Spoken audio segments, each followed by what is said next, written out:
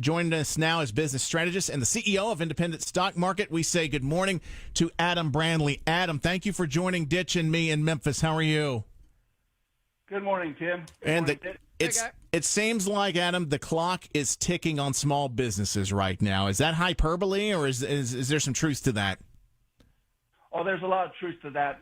Companies are concerned, worried, afraid, and yet there's also optimism, which is really the foundation of every entrepreneur. Yeah, the American dream for sure. Yeah. Figure out. An entrepreneur always says, "We're going to figure this thing out."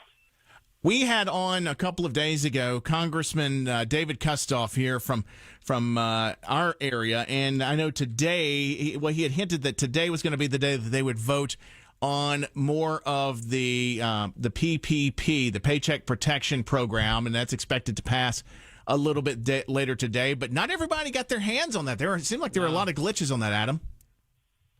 There were a lot of glitches, and there probably will still be more. It is amazing how many people did not get the help they expected, where many of the larger companies got help, the smaller companies are really struggling.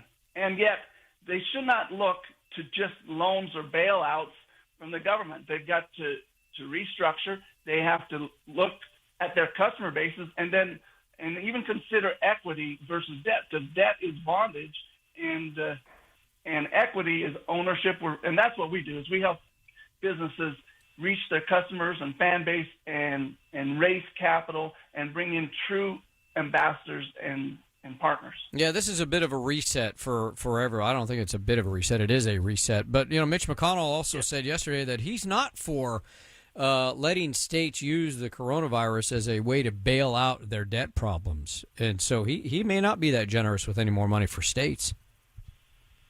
Yeah, I agree.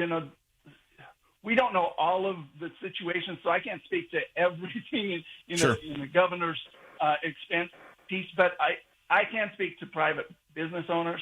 And I know that there has been this pause, and hopefully these business owners have taken that pause to really consider things and reevaluate. I call it the pandemic pause.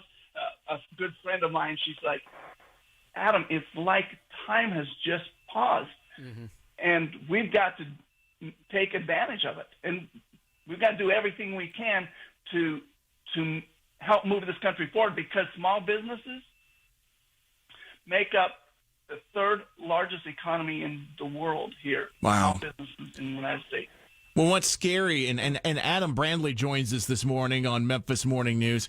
A recent Lending Tree survey said that about 69% of those small business owners they surveyed don't have enough cash to get through even the next 90 days. I know, they say on personal level, you should always have, a certain amount of money, several months, saved up on a personal, right. But, that amount of money, they just don't have that amount of cash lying around. And 80% said they have no idea where to get emergency funding. Is that where the big businesses had the advantage on that first round of PPP, is that they had the staff and the infrastructure to know how to navigate the government system to get the help? I think that was part of it. But I think it's also those people who are allocating the funds. Maybe they should have said, okay, we're going to go to those companies with 100 and less first, and then 500 employees or less. But they did. They started the 500 or less and really started doling out larger checks instead of looking at the smaller one. It's Which you can understand, because they had a requirement to get the money out. So it looks much bigger if they say, well, we put all this money out.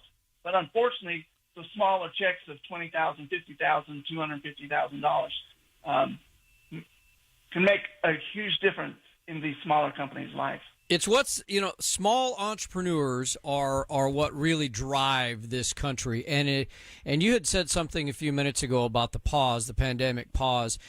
This is another one of those instances. If you're a thriving entrepreneur, and when I say thriving, I don't necessarily mean working right now. If your business is closed right now, entrepreneurs also have to, and I think are taking this moment to say, okay, I'm not open for business now, but I am going to look at my business model and see how I can rework it so that when I do get the green light, from Uncle Sam, because I'm on the losers list right now. When I get that green light to go back open, I'm going to redo how I've run my business, and that is the entrepreneurial spirit of this country, of always figuring out a way around problems, through problems, and at problems. Yeah, you're exactly right. And my brother, he was telling me that he had a dream the other night where it told him he's got to go plow the fields and prepare the soil. He's like, I don't have a farm. He's like, what does that even mean? And I said, well, if you're an entrepreneur, which you are, I said, you have to consider that the soil, it has to be turned up. It has to be worked, and oftentimes it has to be damaged in some, broken is probably the better word. It really has to be broken in order to plant these new seeds. And it's what you were talking about. It's what are the new ideas? What is the new purpose? What are the new seeds that I'm going to plant in my business and grow? And so we better till that ground. We better prepare the soil, because this is a new game, and everybody's got to rise to that occasion. And entrepreneurs, they are optimistic, and I'm optimistic. I have a friend in Hong Kong, and they are going open up the malls. They're open up the restaurants, still sitting people apart from each other, but things are starting to go back to normal, and so that, of course, makes me optimistic. Yeah, and I like the way you put that. You got to till the soil, man. That's deep stuff right there. He went into the weeds with us on that one, man. Yeah, that was pretty good. Adam Brandley, thank you so much. Business strategist and CEO of the Independent Stock Market. Check him out, Adam Brandley. Adam, thank you so much for your time and your insight. Please don't be a stranger. We'd love to talk to you again, hopefully as things make a turn for the better. Amen. Love to. Thanks, guys. All right, Memphis Morning News. It is 8.